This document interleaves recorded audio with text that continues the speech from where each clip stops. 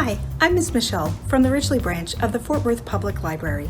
It's time for another Think Outside the Box Thursday challenge. We're going to take a look at a shape and use our creativity to make it into something completely unexpected. It's really easy. All you'll need is a piece of paper, something to draw with, like crayons or markers, and your imagination. Let's get started.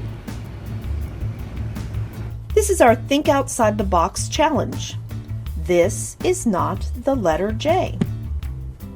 So first we're going to transfer our shape, which looks like a J. Is it a J? Let's find out. We're going to put it on a fresh piece of paper and kind of turn it and see, what can we make this into? We can get really creative here. This maybe an umbrella handle. Oh, maybe a chair. Looks kind of like a chair. Or it kind of looks like my kitchen faucet if I had some little handles added there. Ah, I think of something. I just thought of something. Let's do this. Let's make a circle like this and make another of those shapes. Maybe add some little dots at the ends. And I'm going to put an oval over here and add a couple of ovals on each side. What does that look like to you? And now I'm going to add some stripes. That looks like a bee. I love bees. I don't want to get stung by them, but I think they're really neat. Let's color in our bee, and I'm going to use yellow and black on my bee, but you can make your bee whatever color you want. This is your picture, so you can make all the colors whatever you want them to be. So I'm going to color my bee, and I'm going to make his wings blue. I think that's colorful. And then we need to add some other things to our picture, don't we?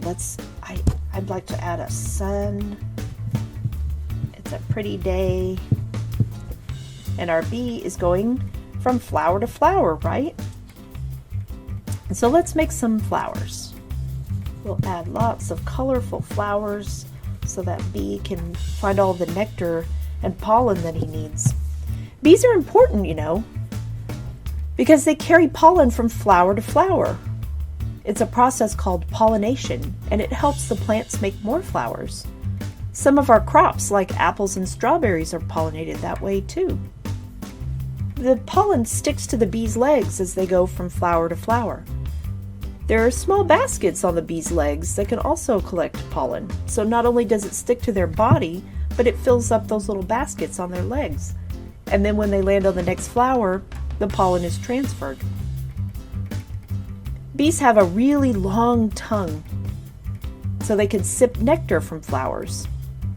A bee's tongue is called a proboscis. That's a big word. It's a funny sounding word, proboscis. It's just a fancy name for a bee's tongue. Bees eat nectar, pollen, and honey. And they can show their bee friends from the hive where the flowers are by the way they fly. They've got certain patterns that they fly in to show the way. There are over 20,000 kinds of bees. Some live in hives, some live in trees, or even under the ground. Bees have 5 eyes, 2 large and 3 small. Each lens allows the bee to see things in different ways. Gives it a little different perspective as he's landing on his flower. The honeybee is the only insect that produces food eaten by humans. Do you know what that is? The clue's in his name, right? Honey. Bees can fly as fast as 15 miles an hour. That's really fast for a little insect. And the way that they flap their wings, that's what causes them to sound like they're buzzing. It's really sad to learn that over the past several years, bee colonies have been disappearing. But we can help the bees by planting flowers where they can find the nectar they need.